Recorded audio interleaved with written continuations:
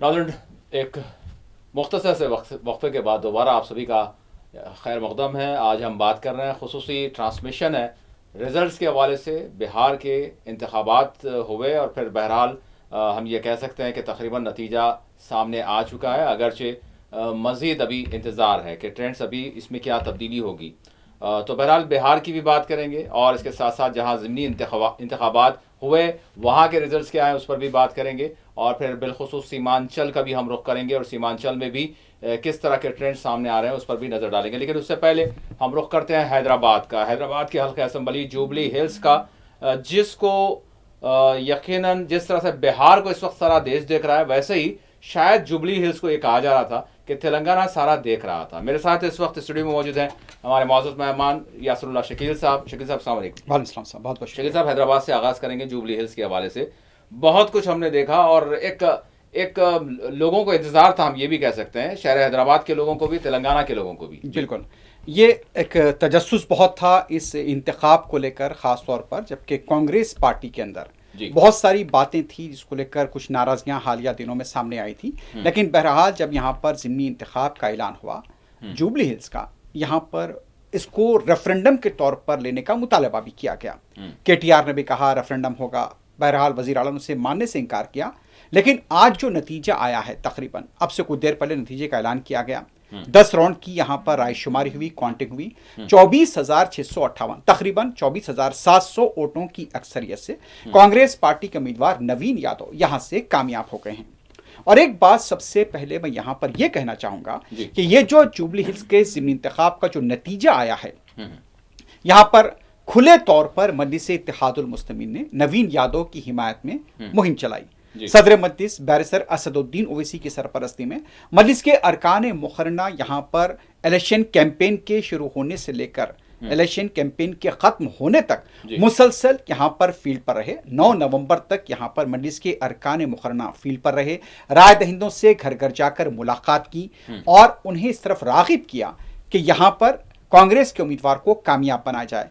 इससे पहले सदर मजलिस ने वाज़ेह इशारा दिया था, जबकि शेड्यूल भी जारी नहीं किया गया था, कि यहाँ से एक मुकामी नौजवान को कामयाब किया जाए। तो अब जुबली हिल्स का नतीजा आया है, एक नौजवान को यहाँ पर हल्के के अवाम ने मुंतखब किया है। अब जैसा कि मैं देख रहा था कि मुख्तलिफ रिएक्शन सामने आ रहे हैं, जिसमें कांग्रेस के लीडर्स ने कहा कि ये अगर रेफरेंडम की बात थी तो कांग्रेस के हक में रेफरेंडम आया है, कांग्रेस की स्कीमों को लेकर एतमाद का इजहार किया गया। लेकिन एक बात मैं यहाँ पर कांग्रेस के लीडर्स से भी ये कहना चाहता हूं कि यहाँ पर यह कामयाबी सिर्फ आपकी अकेले की कामयाबी नहीं है, यह कामयाबी जुबली हिल्स हल्के में मजलिस इत्तेहादुल मुस्लिमीन के जो असर है उसको जाहिर करता है। क्योंकि जुबली हिल्स में 2 ऐसे डिवीजन थे जहां पर मजलिस के कॉरपोरेटर्स थे, और इन हल्क़ात में, इन डिवीजन्स के अंदर जिस तरह से मुहिम चलाई गई मजलिस इत्तेहादुल मुस्लिमीन की तरफ से, ये उसी की बदौलत थी कि यहाँ पर कांग्रेस का उम्मीदवार यहाँ पर कामयाब हुआ है। पूनम प्रभाकर का भी बयान आया है, यहाँ पर महेश कुमार गौड़ का भी आया है। ये कहा गया है कि बेहतर हुक्मरानी जो कांग्रेस की थी उसकी वजह से यहाँ पर यह कामयाबी मिली है। लेकिन मैं ये कहता हूँ कि ये बेहतर हुक्मरानी तो एक तरफ है, लेकिन इसकी जो मेहनत की अगर जो बात की जाए, अगर मेहनत की अगर बात की जाए, तो यहाँ पर मजलिस का जितना भी केडर था, सदर मजलिस की हिदायत में जिस केडर ने काम किया, उस केडर की बदौलत यहाँ पर कांग्रेस पार्टी को कामयाबी हासिल हुई है। ये तो रहा। अब देखना है कि यहाँ से अब एक बात उठ रही है कि अब पीर के दिन 17 नवंबर को काबीना का इजलास होने वाला है। अब ये भी कहा जा रहा है कि भाई अब GHMC के इंतखाबात को लेकर भी गौर किया जा सकता है, क्योंकि ये कामयाबी मिलने के बाद अब मैं देख रहा था महेश कुमार गौड़ का भी यहाँ पर स्टेटमेंट आया, बयान आया, पूनम प्रभाकर का भी बयान आया, दूसरे वज़रा का भी बयान आया, जश्न मनाया जा रहा है और ये कहा गया कि अब GHMC के इंतखाबात में भी हम कामयाबी हासिल करेंगे। तो अब ये इशारे मिल रहे हैं कि हो सकता है कि यहाँ पर अब GHMC के इंतखाबात का भी जल्द ऐलान हो सकता है। अगर इस तरह का नतीजा देखकर जो हौसला अफजाई हुई है उसको देखकर लग सकता है कि ये हो सकता है। तो फिलहाल एक कामयाबी तो मिली है कांग्रेस पार्टी को जुबली हिल्स के ज़िमनी इंतखाब में, लेकिन हम शुरू से ही कैंपेन ट्रेल को देख रहे थे, किस तरह की कैंपेनिंग हो रही थी।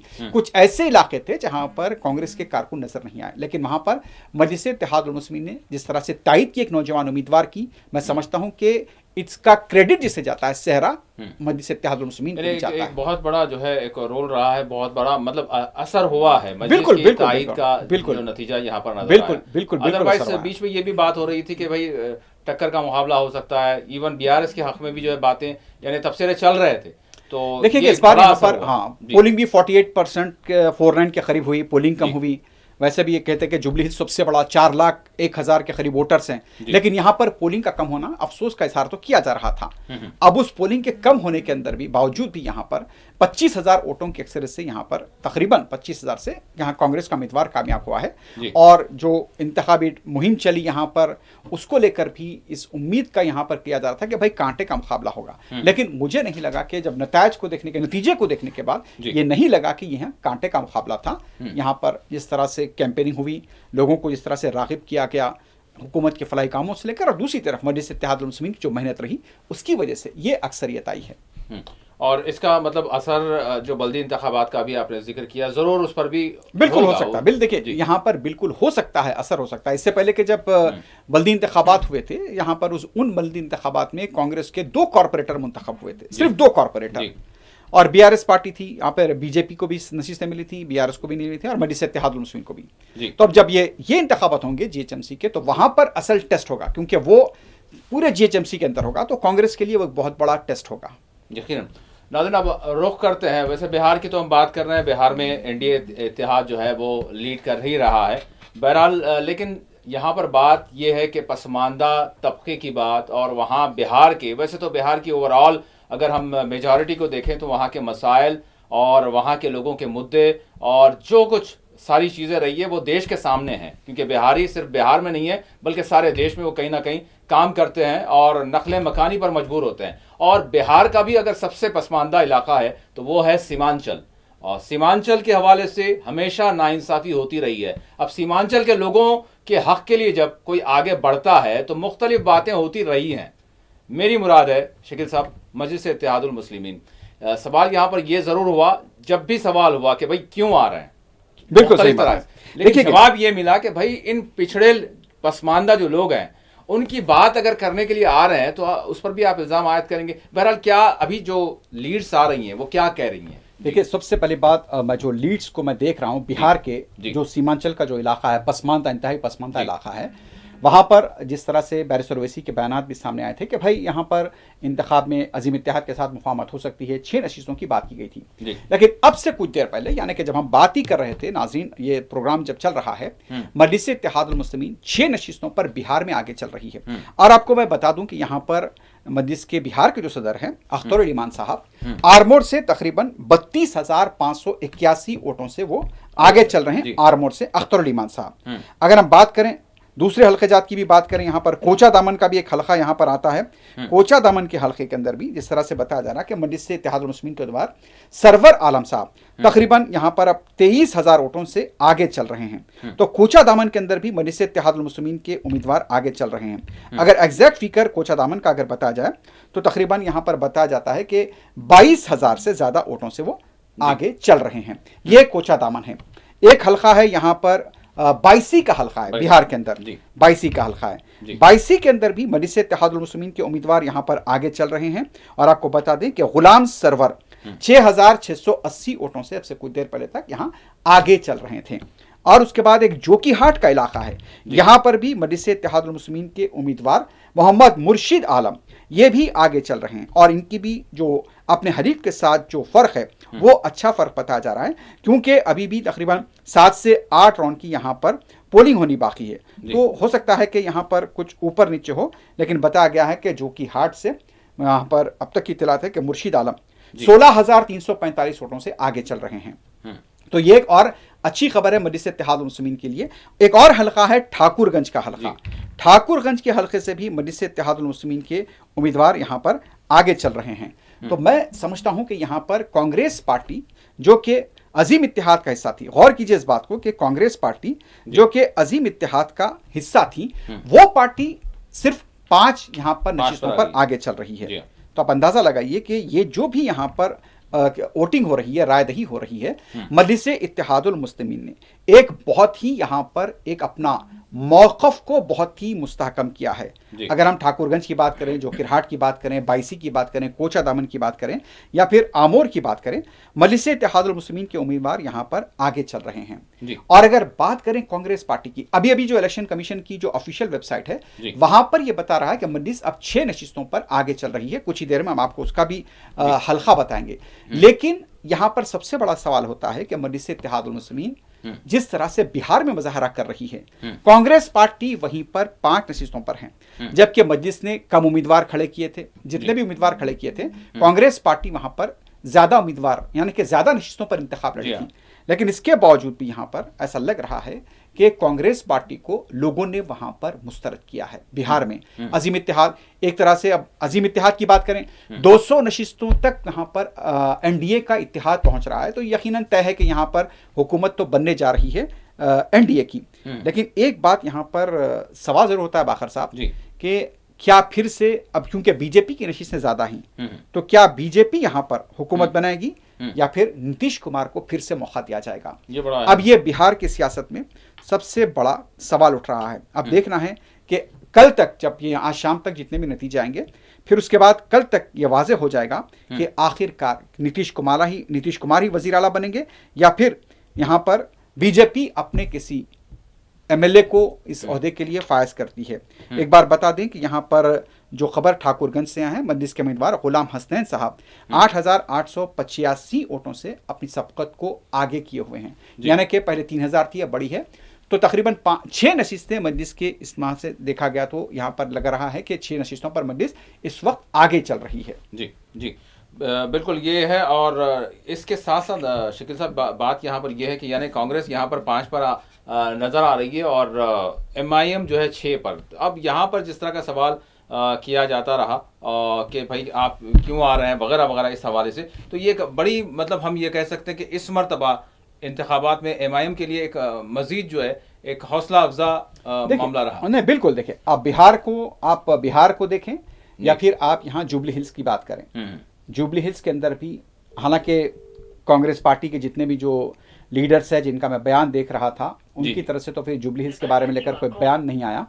लेकिन यहाँ पर अगर देखा जाए तो मजलिस इत्तेहादुल मुस्लिमीन की जिस तरह से तायद थी, वो तायद मुझे ऐसा लगता है कि उम्मीदवार की कामयाबी का बायस बनी है। अब यहाँ पर बीआरएस के उम्मीदवारों ने कहा कि भाई गुंडागर्दी, पैसा, धांधलियों की वजह से कांग्रेस ने कामयाबी हासिल की है। खैर, ये इलेक्शन के बाद तो ये होता ही है।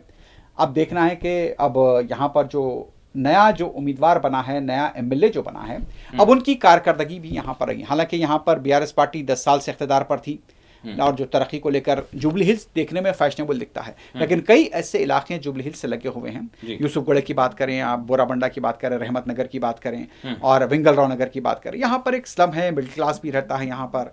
तो हो सकता है कि यहाँ पर ये जो वोटिंग हुई है, अब लोगों को उम्मीद थी कि भाई कांग्रेस पार्टी यहाँ पर हुकूमत में है, इख्तिदार में है, शायद उनके कुछ काम यहाँ पर हो पाएं।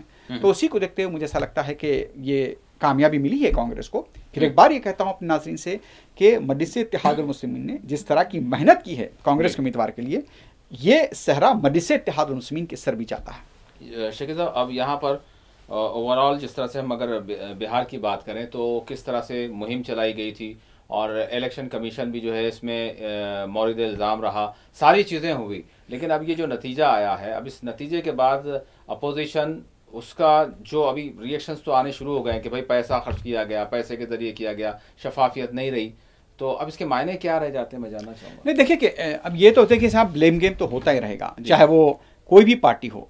अगर जब हारती है इलेक्शन तो ब्लेम गेम तो होगा। वोट चोरी की बात हुई या फिर बाद में एसआईआर की बात हुई कि 70 से 80 लाख वोटर्स को निकाला गया, अब नए अमल का भी आगाज़ हुआ। तो जब ये वोट चोरी की जो बात होगी, अब आने वाले दिनों में इसका इंकशाफ भी होगा। और जैसा कि मैं आज पवन खेरा जो कि कांग्रेस के तर्जुमान है, उनका बयान सुन रहा था कि पवन खेरा का ये कहना था कि ये मुकाबला बिहार के अवाम और इलेक्शन कमीशन के दरमियान था। बहरहाल अब ये ब्लेम गेम तो चलेगा, लेकिन है बड़ा ताजुब की भाई इससे पहले जिस तरह की हुकूमत बनी थी 200 तक नहीं गई थी। हालांकि एग्जिट पोल यहाँ पर 150-170 तक बता रहे थे, लेकिन यहाँ पर बीजेपी को 200 नशिस्तों के करीब यानी कि एनडीए इत्तेहाद को एक तरह के सवाल भी खड़े करता है कि क्या इतना बड़ा मैंडेट किस कारकर्दगी पर दिया गया। हालांकि मुकामी लोग कह रहे थे कि भाई एंटी इनकम्पेंसी है, नीतीश कुमार की हुकूमत को लेकर कई सवाल खड़े होते, कानून व्यवस्था जो थी वहाँ पर उसको लेकर भी सवाल खड़े हो रहे थे। लेकिन मैं ये समझता हूँ कि अब जिस तरह का यहाँ पर मैंडेट आया है बिहार के अवाम का, वैसे तो हर मैंडेट का हमको एहतराम करना चाहिए कि भाई ये अवाम का मैंडेट है, लेकिन 200 नशिस्तें यहाँ पर एनडीए को मिल रही हैं तो ये ज़रा मतलब हजम नहीं हो पा रही है कि भाई ऐसी मतलब इतना क्या काम हुआ बिहार के अंदर के इतना। लेकिन हाँ, एक सवाल यहाँ पर पर उड़ा के खवातीन को इलेक्शन से पहले 10,000 रुपए दिए गए, वही बात वो भी सवाल उठ रहा है। तो बहरहाल ऐसी कई ऐसी बातें हैं जिसको लेकर सवाल उठ रहे हैं। अब देखना है कि यहाँ पर फैसला क्या होता है, क्या फैसला यहाँ पर अब अवाम के जो फैसले के बाद अब यहाँ पर तेजस्वी का रिएक्शन आना है वो देखना होगा। जी बिल्कुल। इस हवाले से जहाँ तक जितनी बात यानी सीमांचल की अगर हम करें तो किस तरह से वहाँ के लोग पसमानदगी से दो चार रहे, किस तरह से नाइंसाफी से दो चार रहे, और चाहे वो मुलाजिमतों की बात हो, चाहे वो अच्छी तालीम की या फिर अच्छे यानी इलाज मुआलजे की बात हो, तो यहाँ पर बरसा बरस यानी आज़ादी के बाद से अभी तक बहुत सारी पार्टियों को मिला, लेकिन इसके बावजूद इस इलाके को यानी पिछड़ा हुआ रखा गया।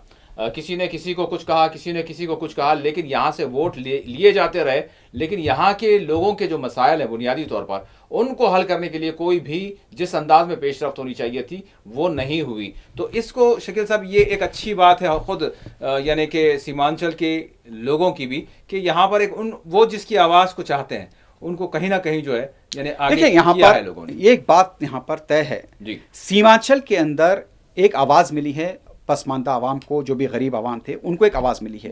वैसा तो हमने देखा कि बिहार के अंदर जब जब बैरिस्टर ओवैसी गए, जिस तरह से इस्तेक़बाल हुआ, और शुरू से यहाँ पर कहा जा रहा था कि यहाँ पर मजलिस इत्तेहादुल मुस्लिमीन बहुत बड़ा यहाँ पर असर करेगी सीमांचल के इंतखाब, मतलब सीमांचल के हल्के में।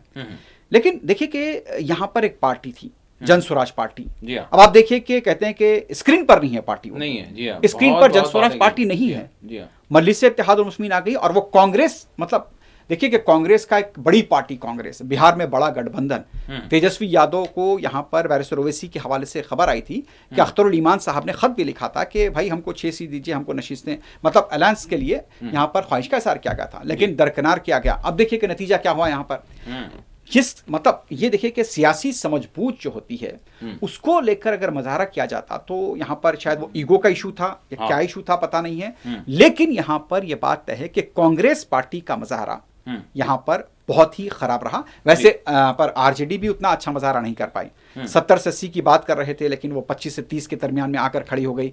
अब फिर उसके बाद यहाँ पर एक कांग्रेस पार्टी 5 पर है, और आप बताइए कि मजलिस इत्तेहादुल मुस्लिमीन 6 नशिस्तों पर यहाँ पर जीतने जा रही है।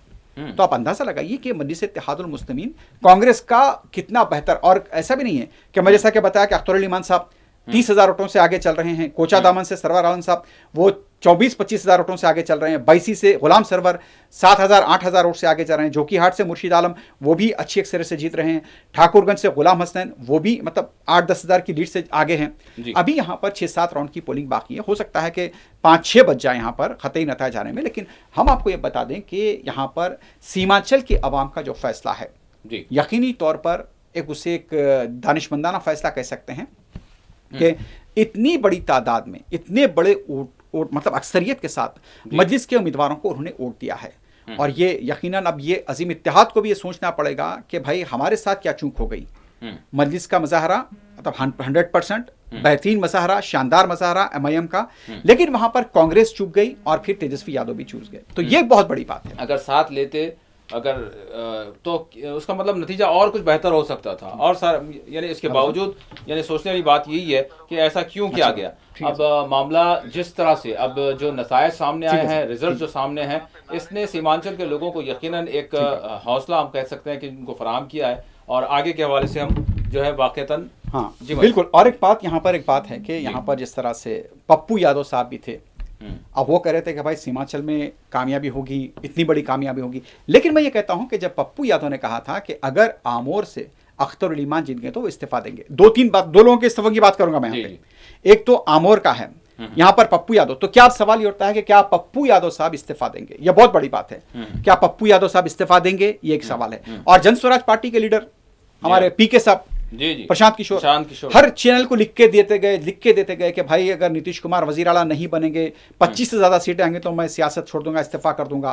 तो क्या अब प्रशांत किशोर की सियासत खत्म हो गई? ये सबसे बड़ा सवाल है। हालांकि अच्छे हिकमतकार समझे जाते थे एक दौर में प्रशांत किशोर, लेकिन उनकी हिकमत सारी की सारी उनके रैलियों में देखा गया। सबकी स्ट्रैटेजी को बताने वाले खुद अपनी स्ट्रैटेजी, अपनी हिकमत अमली को तय नहीं कर पाए। प्रशांत किशोर 0 हो गए, कांग्रेस पार्टी यहां पर जीरो की तरफ चली गई और गठबंधन जो था, महागठबंधन, वो भी मतलब एक धराशायी हो गया। लेकिन लोग यहां पर ये सोच रहे थे कि भाई कुछ तो मुकाबला करेंगे, लेकिन ऐसा मुकाबला नहीं हो पाया। और अगर यहां पर अगर टेक्निकली अगर देखा गया, ग्राउंड की रियलिटी देखी गई और लोगों के जोशो खरोश को देखा जाए, तो मजलिस-ए-इत्तेहादुल मुस्लिमीन ने यहां पर फुल मार्क्स किए हैं। और जिस तरह से जो असर दिखाया है मजलिस-ए-इत्तेहादुल मुस्लिमीन ने, देखिए कि लड़ना एक 25 सीट पे 6 सीट आ गए, कांग्रेस किधर गई साहब? इतने बड़े सीटों पर कांग्रेस इलेक्शन लड़ रही थी। आप हुजूम को जिस वक्त ये इलेक्शन कैंपेन चल रहा था सदर मजलिस का, उस वक्त ही देखकर ये मतलब ये सेंस महसूस हो रहा था कि ये सेंस आ रहा था कि भाई यहाँ का सीमांचल का नतीजा अगर वोटर क्या सोचता है। बहुत से लोगों ने वोटर्स को वर्गलाने की कोशिश की, लेकिन मुख्तलिफ बातें होगी, मुख्तलिफ बातें, लेकिन आज यहाँ पर जिस तरह से माहौल बना है, वो माहौल यहाँ पर मतलब काबिल मुबारकबाद है मस्जिद की क़ियादत और तमाम अरकान असम्बली जिन्होंने मेहनत की। हैदराबाद से भी गए थे, बलाला साहब गए थे, माली साहब गए थे, मुबीन साहब गए थे, कई एमएलएज कारकुन यहाँ पर गए थे, सबकी मेहनत रही। लेकिन जिस तरह से अवाम ने वहाँ पर मजलिस का साथ दिया, फिर एक बार साबित हुआ कि सीमांचल के अंदर मजलिस-ए-इत्तेहादुल मुस्लिमीन, नॉट सीमांचल, बिहार के अंदर आज मजलिस-ए-इत्तेहादुल मुस्लिमीन एक बड़ी ताकत बन गई है। क्योंकि कांग्रेस का तो वहां पर ऐसा लग रहा है कि भाई रहमो करम पर थे आरजेडी के।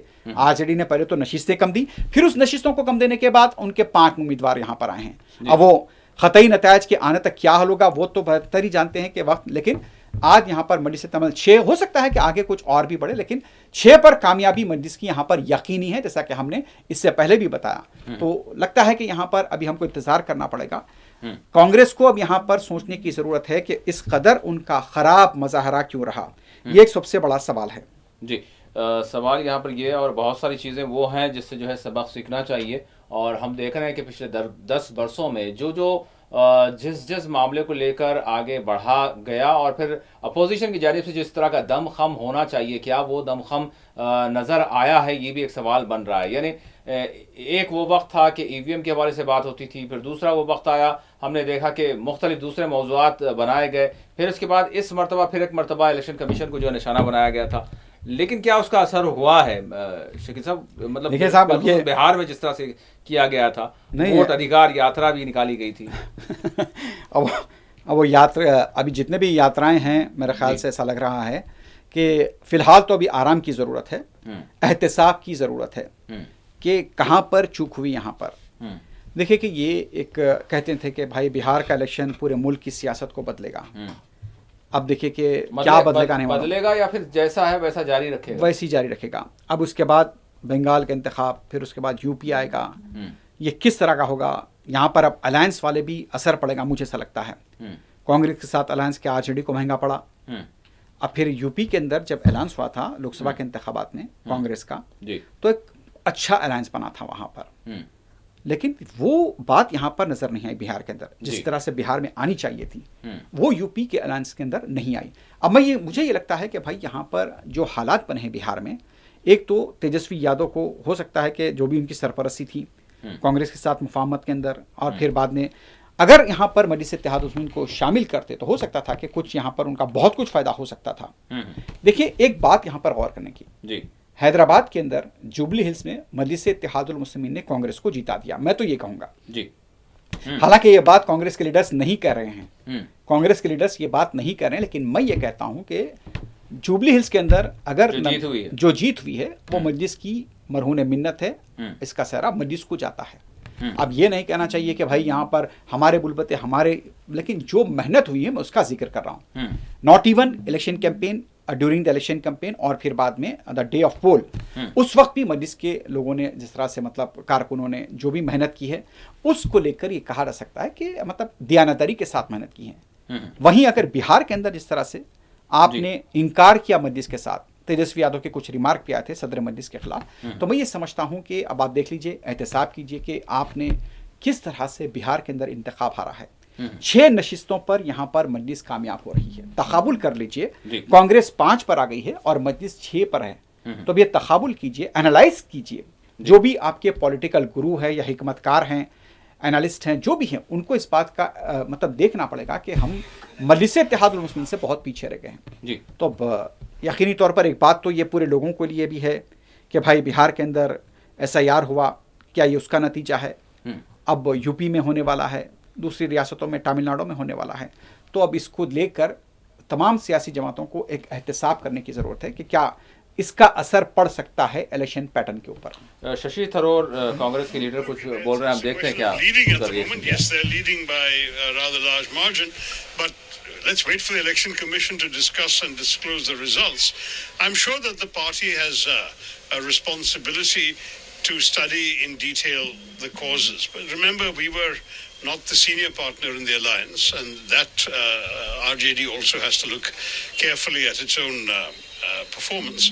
But I will say that on a matter like this, it's very important that we look at the totality of our performance. You know, elections are about a number of factors. There is, of course, the popular mood. There is the question of organizational strengths and weaknesses. There is the question of the messaging. A lot of issues which will have to be looked at and to see what went right, what went wrong. But let's wait for the final results before we make a call. The senior Congress leaders are saying that there are 6.2 million voters were cut, and also the election commission is silent in there some places, and the 10,000 rupees has been given by the BJP to the women voters, but still the election commission. The women voters were certainly given some incentives just before the code of conduct. Whether we like it or not, unfortunately, that is legal under our laws. It's from the day of the announcement of the elections that you can no longer do that. I'm afraid this is not the first time that we have seen state governments doing such things of giving benefits to certain segments of society. So this is not, unfortunately, unusual. I can't say it's a healthy practice. I don't think it's a healthy practice, but we saw something quite similar in Maharashtra as well, and we've seen it in other states in the past. There is a tendency to give some of these rewards just before an election. And we have to look at whether such things are reasonable. At the same time, we can't stop governments from doing their job until the election is the model code of conduct comes into force. So it's not easy to find a simple solution. But anyway, let's analyze the results in detail. I think that ultimately those who are directly involved in the campaign, I unfortunately wasn't there, and I wasn't invited to campaign in Bihar, so I can't tell you much myself from personal experience. All I can say is those who are involved will certainly study it, I'm sure, in greater depth.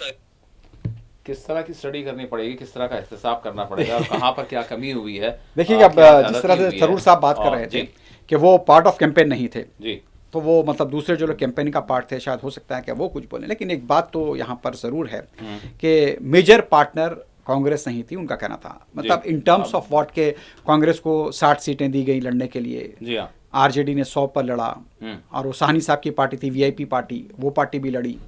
लेकिन overall अगर यहाँ पर देखा जाए तो RJD का मज़ाहरा भी अच्छा नहीं रहा। कि कहा जा रहा था कि आरजेडी बड़ी पार्टी बनेगी।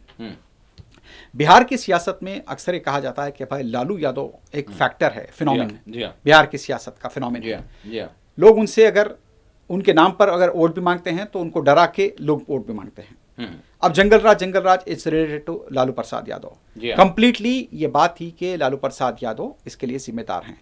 तो उसी बात को लेकर यहाँ पर कैंपेन भी किया गया कि भाई जंगल राज वापस आएगा। हालांकि इलेक्शन से पहले मोकामा में कत्ल की वारदात पेश आई, और वहाँ के मोकामा के जो उम्मीदवार थे जेडीयू के, वो जीत गए हैं, इलेक्शन जीत गए हैं, तकरीबन जीत के करीब हैं। तो मैं कह सकता हूँ कि यहाँ पर एहतसाब तो यहाँ पर ज़रूर करना है, आरजेडी को करना है, कांग्रेस को करना है। अब कांग्रेस के जो अलायंस है, जो मेजर अलायंस है, तमिलनाडु में अलायंस है उनका, और अब यूपी में जाएंगे तो समाजवादी पार्टी के साथ, लोकसभा में अच्छा अलायंस था दोनों का। ये सवाल बड़ा उठता है। अब एग्जिट पोल को लेकर भी यहाँ पर कई सवाल ये खड़े होंगे कि भाई जब एग्जिट पोल जो आता है, नताज उसके मतलब तकरीबन वैसे ही नजर आ रहे हैं, तकरीबन नजर आ रहे हैं। तो ये भी सवाल उठता है कि भाई एग्जिट पोल के अंदर जिस तरह से बताया गया था कि यहाँ पर एनडीए इत्तेहाद जीतेगा, 170 अब तो 200 के करीब जीत रहा है साहब, तो ये कुछ बात यहाँ पर ये भी हजम नहीं हो पा रही है।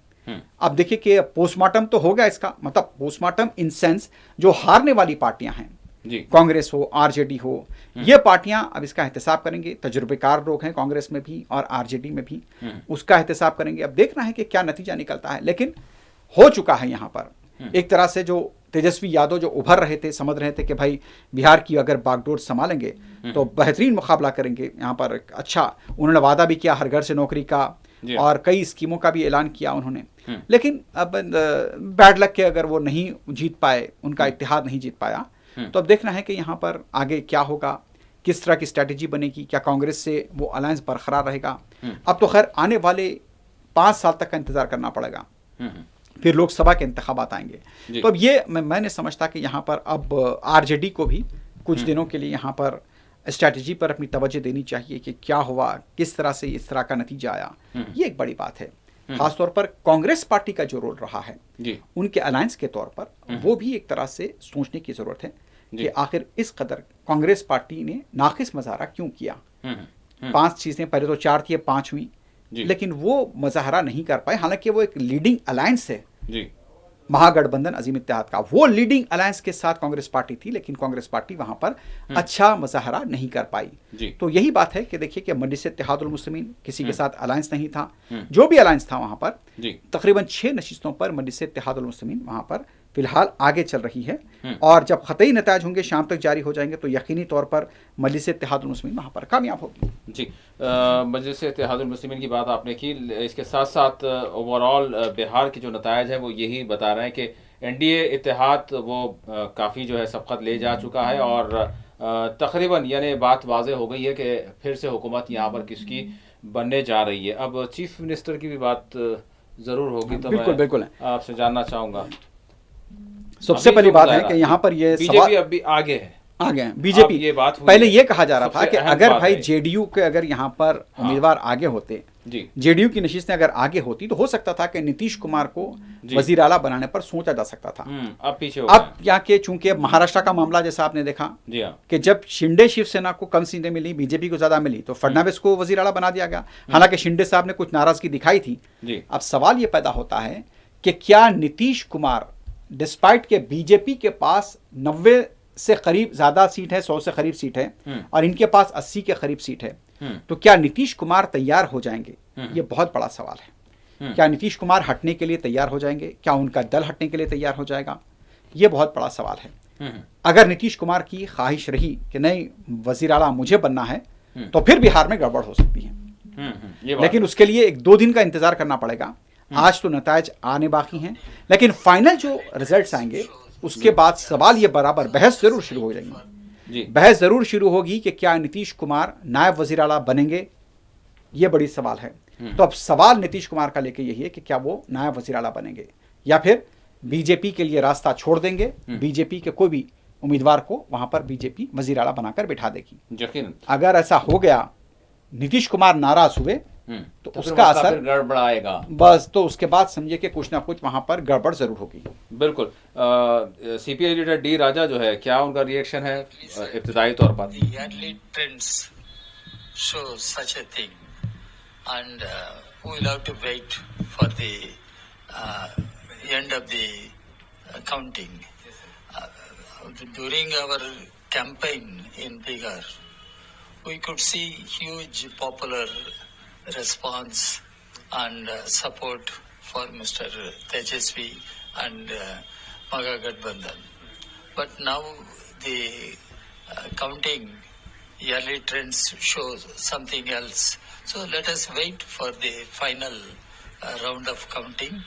Then we will analyze the reasons for such a result. Things like incumbency, anti-incumbency. No, that's what I am saying. Once the counting is over, final picture emerges.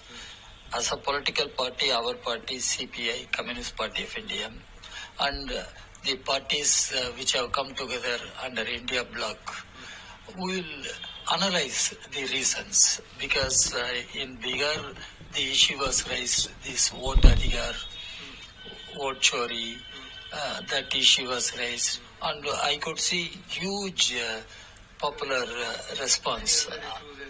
And migration, unemployment, rural backwardness, all such issues. And how the political parties came together, formed alliances, on what basis, how there was mutual accommodation. All such questions need to be analyzed. Once counting is over, we will analyze and we will come out spelling out our position. अब शकील साहब, बात यह है यहाँ पर कि क्या मतलब फिर से क्या जब वो लिया जाएगा, जायज़ा लिया जाएगा और फिर वही बात होगी कि भाई हम बिल्कुल जो भी हुआ है इसका एहतसाब करेंगे। अब दीगर रियासतों में भी इंतखाबात हैं, तो क्या इससे हम ये मुराद ले सकते हैं कि जो बिहार की जनता का, बिहार की आवाम का जो फैसला सामने आया है, ये असर दिखाएगा दीगर रियासतों में भी जहाँ आने वाले दिनों में इलेक्शंस होने जा रहे हैं? और फिर क्या है अपोजिशन के पास, अब जो क्या भी है? देखिए, जो भी हुकूमत बिहार में सामने आएगी जी, अब अगर उसकी बात करें तो कई ऐसे लोग थे जिसका बताया जाता है कि वो छठ के मौके पर भी लोग गए थे बिहार। हाँ जी, हाँ। और पलायन का जो मसला है, माइग्रेशन का, नौजवानों के माइग्रेशन का, अब हैदराबाद में देखिए कि कई यहाँ पर कई होटल्स में या दूसरे मतलब तामीराती शोबे के अंदर, होटल्स के अंदर, रेस्टोरेंट्स के अंदर बिहार के नौजवान काम करते हैं। तो अब यहाँ पर एक सवाल ये उठता है कि क्या यहाँ पर उसे रोका जाएगा? क्या वलायन को जो भी है, माइग्रेशन को क्या रोका जाएगा? ये सबसे बड़ा सवाल है जी। अब बातें तो बड़ी यहाँ पर की गई हैं, रोजगार को देने की बातें की गई हैं, क्या फिर ऐसे ही 5 साल गुजर जाएंगे? ये सबसे बड़ा सवाल है। तो एक बात तो यहाँ पर है कि यहाँ पर अकाउंटेबिलिटी तो होनी चाहिए कि जिन लोगों ने आपको इतना बड़ा मैंडेट दिया है जी, उनके लिए आप क्या करेंगे? क्या बिहार वैसे ही रहेगा या फिर बिहार में कुछ उन्नति, तरक्की नजर आएगी? तो ये एक बहुत सवाल है, यहाँ पर उठता भी रहा है, बहस भी होगी। लेकिन अब जैसा कि जो भी ट्रेंड्स आ रहे हैं, 200 के करीब यहाँ पर एनडीए का इत्तेहाद पहुंच चुका है। अब यहाँ पर गठबंधन जो था कांग्रेस का और वीआईपी पार्टी या फिर आरजेडी का लेफ्ट पार्टीज के साथ, वो मतलब वो मजाहरा नहीं कर पाया, ना तो अवाम की तवक्कुआत पर पूरा उतर पाया। शकील साहब, उस थोड़ा सा मतलब पीछे जाकर, चाहे फर्स्ट फेज हो या सेकेंड फेज हो, उससे पहले यानी जो इंतखाबी रैलियां चल रही थी, जलसे हो रहे थे, तो उसमें लोग भी अपना जो है इजहार ख्याल कर रहे थे और अपना जो उनका देखना है, जिन हालात से वो गुजर रहे हैं, वो सारी चीज़ों का इजहार कर रहे थे। और इसके साथ साथ हमने देखा SIR को भी लेकर एक बड़ा कैंपेन चला और फिर वोट चोरी का मामला, न सिर्फ जो है बेंगलुरु के एक हल्के के हवाले से सामने बात लाई गई, फिर उसके बाद हरियाणा फाइल के नाम से जो है जिस तरह से राहुल गांधी की जानिब से किया गया, तो ये सारी चीज़ें ऐसी थी जिसके हवाले से ये कहा जा रहा था कि भाई उतनी अक्सरियत के साथ, उतनी मेजॉरिटी के साथ एनडीए जीत नहीं पाएगी, लेकिन इसके बावजूद ये हुआ है। बिल्कुल, ये क्या मैसेज है? देखिए कि यहाँ पर कमी हुई है, कहाँ पर ज्यादती हुई है, अब वो कमी इसको मुहासबा करने की जरूरत है। और वहां पर देखिए, यहाँ पर कमी की अगर हम बात करेंगे तो बहुत सारे सवाल उठते हैं कि कमी यहाँ पर कहाँ पर हुई है। लेकिन जरूर यहाँ पर इस बात का हो सकता है कि भाई आपकी इंतखाबी जो ट्रेल थी, आप उसको देखकर मुतमईन थे। लेकिन एक बात थी कि यहाँ पर जिस तरह से मैं सुबह से देख रहा था या फिर इलेक्शन कैंपेन के दौरान कि कांग्रेस पार्टी की तरफ से मतलब उतने एफर्ट्स यहाँ पर नजर नहीं आए। राहुल गांधी की 4-5 रैलियां हुई यहाँ पर, जितना कि उन्होंने वो हक यात्रा जो निकाली थी, वोटर अधिकार यात्रा, उस वक्त तो भी वो ज्यादा वहां पर बिहार में थे जी। लेकिन फिलहाल यहाँ पर नहीं थे। तो एक सवाल यहाँ पर आरजेडी के पास भी आएगा कि क्या हमने कांग्रेस का हाथ थाम कर गलत किया? ये एक सवाल उठता है। हालांकि कभी भी लालू प्रसाद यादव ने बीजेपी का हाथ नहीं थामा, वो हमेशा से बीजेपी के खिलाफ रहे। लेकिन अब हो सकता है कि भाई सवाल जरूर उठेगा कि भाई कांग्रेस ने जिस तरह से मुजाहरा किया, सिर्फ 4 नशिस्तें कांग्रेस के पास आई, तो वो सवाल मतलब 4-5 नशिस्तें, सवाल जरूर उठेगा कि भाई आपका गठबंधन ही सही है। और हो सकता है कि ये असर उत्तर प्रदेश में आएगा, और ये भी हो सकता है कि यहाँ पर अखिलेश यादव होशियार हो जाएंगे, कांग्रेस को ज्यादा नसीहतें नहीं देंगे। वही हाल फिर तमिलनाडु में आ जाएगा। खैर, ममता के साथ तो उनका अलायंस नहीं है, लेकिन जो बड़ी रियासत, अब बात आती है महाराष्ट्र की। अगर जब कभी महाराष्ट्र में बल्दी इंतखाबात होंगे तो कांग्रेस की शिराकतदारी को लेकर भी यहाँ पर सवाल जरूर उठेगा। हालांकि कांग्रेस का एक अच्छा वहां पर स्ट्रांग मौकफ है महाराष्ट्र में, और डीएमके का तमिलनाडु में। तो तमिलनाडु में भी जरा डीएमके एहतियात कर देगी कि भाई हम कांग्रेस को ज्यादा सीटें नहीं देंगे। तो अब देखना है कि, लेकिन ओवरऑल ये इलेक्शन बिहार के कांग्रेस के लिए बहुत बड़ा सेटबैक है, बहुत बड़ा सेटबैक है। बीजेपी लीडर रविशंकर प्रसाद जो है, क्या रिएक्शन है उनका, उसको भी थोड़ा सा सुनते हैं, उसके बाद फिर। जनता का अभिनंदन। जिस तरह से जात पात की सीमाओं से ऊपर उठकर उन्होंने वोट दिया है विकास के लिए, ये आशा का वोट है, ये विश्वास का वोट है। विश्वास है नरेंद्र मोदी जी के नेतृत्व में, जिस तरह से उन्होंने बिहार के विकास की गारंटी लिया और बिहार गए, जनता को जगाया, जमीन पर लोगों ने भोजन प्राप्त किया, सड़क पाया, बिजली पाई, वंदे भारत, बाकी ट्रेन पाई। तो जनता तो छठ में कितनी हजारों की जनता गाड़ी से ड्राइव करके अपने गांव गई। तो उन्हें देखा है बदलाव क्या हुआ है। उसी प्रकार से नीतीश कुमार जी ने जो काम किया महिलाओं के लिए, बेटियों के लिए, आजीविका दीदियों के लिए और बिहार ने सुशासन के लिए, तो ये पूरा हुआ है तो जनता ने इसको देखा है। और लालू प्रसाद के जंगल राज को भी उनको याद है, खौफ, डर, तो उसको भी देखा है। तो आज मुझे बहुत गर्व है कि हमारा बिहार विकास के एक बड़े रास्ते पर चलने के लिए आज खड़ा हुआ है। आशा के साथ, विश्वास के साथ उनका बहुत बहुत अभिनंदन। अब बिहार के विकास के रास्ते पर बिहार और तेजी से चलेगा। कोई विषय नहीं है। अरे हार गया तो स्वीकार कर लो। एक भी हिंसा हुई क्या? एक भी हिंसा हुई क्या? जबकि बिहार में हर बूथ पे लूट मार कितनी होती थी। तो आज तो एसआईआर जनता ने देखा कि उनका वोट कटा नहीं है, करोड़ों के लोगों में आए। आज जो घुसपैठिए थे उनका वोट अगर नहीं है, वो पकड़ाए, वो आए भी नहीं तो उससे किसको परेशानी है? तो जनता इन सबों से ऊपर उठकर वोट दी है और जनता ने विश्वास के लिए वोट किया है और विकास के लिए वोट दिया है।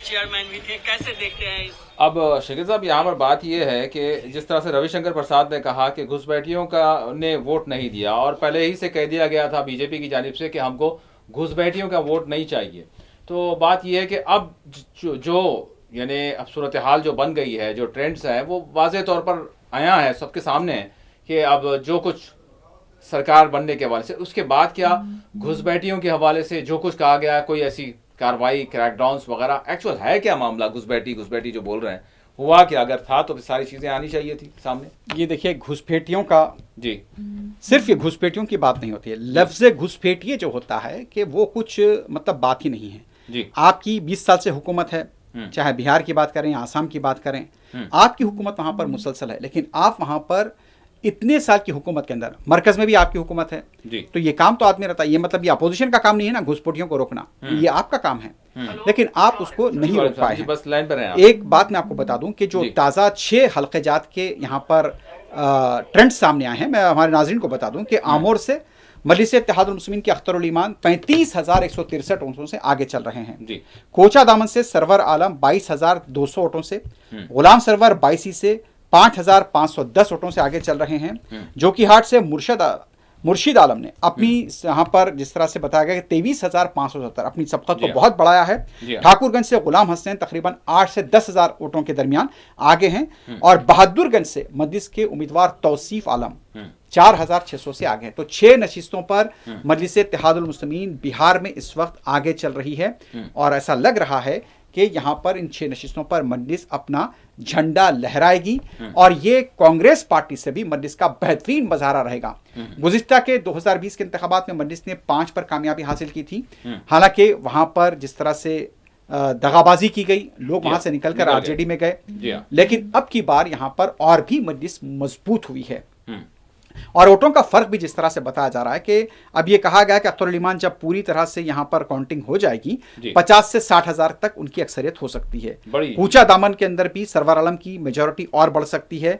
बाइसी, जोकीहाट, ठाकुरगंज और बहादुरगंज के जो ट्रेंड सामने आ रहे हैं उसमें मजलिस के उम्मीदवारों की यहां पर मेजॉरिटी अक्सरियत और बहुत बढ़ सकती है। तो ये हाल है फिलहाल बिहार का कि यहां पर इस वक्त 6 नशिस्तों पर मजलिस के उम्मीदवार आगे बढ़ रहे हैं और उनकी कामयाबी यकीनी है। जी, हमारे साथ हमारे नुमाइंदे कौनैन अली जुड़ चुके हैं पटना से। कौनैन, मैं जानना चाहूँगा कि पटना में क्या मंजर नज़र आ रहा है और फिर इसके साथ साथ जो ट्रेंड्स हैं वो भी क्या हैं, और सीमांचल की भी मैं आपसे ज़रूर जो है बात करना चाहूँगा कि सीमांचल से भी क्या खबरें मिल रही है। जी कौनैन।